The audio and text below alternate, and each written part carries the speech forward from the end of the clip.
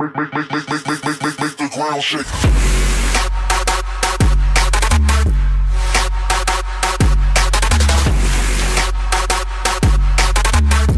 Yo, what is going on today, guys?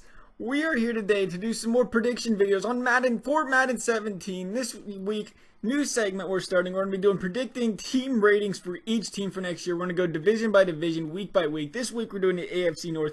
As I mentioned last week, if you guys watched my last prediction video on, tight ends, I did mention how I was going to do something different. That is this.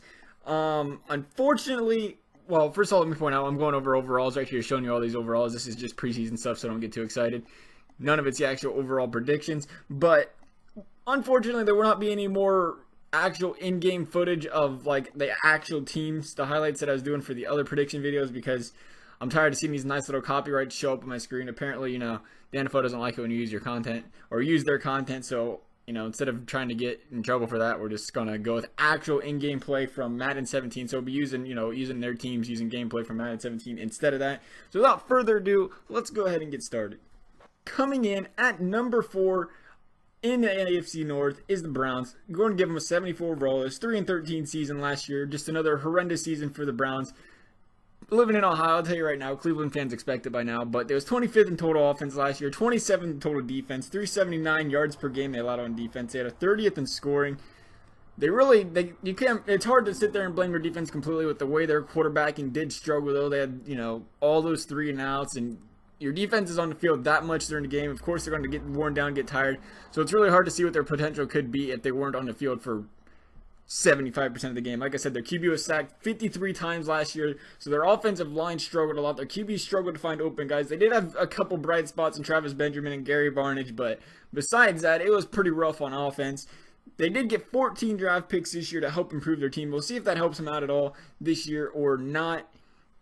So like I said, 74 overall for the Cleveland Browns. Coming in at number 3 in the AFC North is the Baltimore Ravens.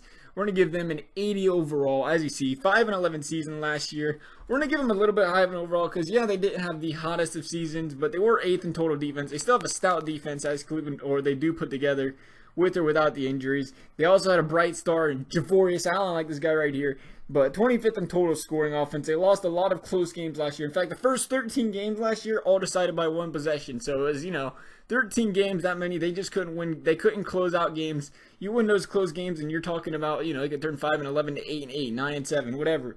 Flacco played very poorly as well, but they do have a lot of young talent and guys like Buck Allen and Kamar Aiken to look forward to here in the future that can help their team out as well.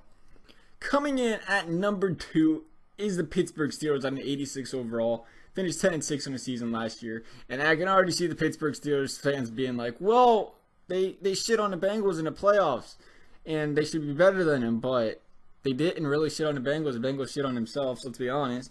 But they are still played a great team last year, but they got a great offense, not so great defense, so that's what's going to keep their overall a little bit low. 21st in total defense last year. It was giving up 363 yards per game on defense. There ain't no wonder. But they was 3rd in total offense. It was getting 26.4 points per game. Like I said, they had a great offense, but their defense just wasn't there. That's, another reason they was throwing for 300 and whatever yards it is per game. But, if you guys could get to the quarterback like Big Ben, they had a great offensive line. By that means, look how great their running backs were doing. Look how great Big Ben was doing. When you sit there and have the time Big Ben had to throw the ball down the field to Antonio Brown all the time, their offensive line, you got to give them a lot of credit of how well they did play. And granted, they didn't have the greatest defense. They did have guys like Cameron Hayward and Stephon Tuitt who could get to the passer. And I'm sure they got a lot of high hopes for a guy like Tua in the future, but they didn't have any cornerbacks. They were struggling there with, was it William Gay or something? It's a problem when he's your number 1. So they went out and drafted Artie Burns this year at corner. And of course, you can't forget about the 3 Bs on your team: Brown, Bell, Ben. We already talked about Ben, but Antonio Brown is a phenomenal wide receiver, arguably the best in the league. Or Le'Veon Bell, you can throw the same thing out there that he could arguably be one of the best running backs in the league. Those 3 overall right there, they're going to have a powerhouse of an offense, of course.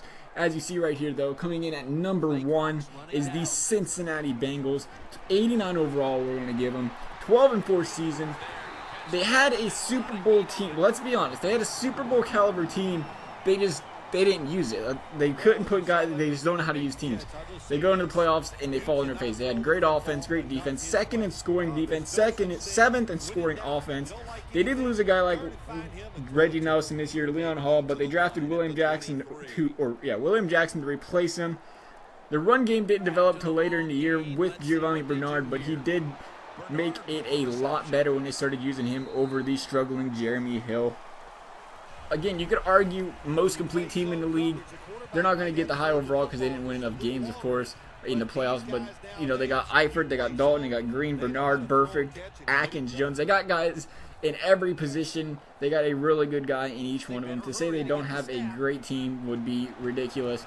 But at the same time, you got to be looking at that window closing into guys that are going to start going to free agency and losing them.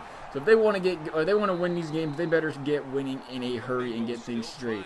But as for this, guys, I hope you liked the video. And as always, we'll have another prediction video for team ratings next week. And I hope you like it. Let me know what you think. Let me know what you think your ratings should be. If any of these are your favorite teams, of course, if you like the ratings, you think they'd be higher or lower. And as always, guys, thanks for watching.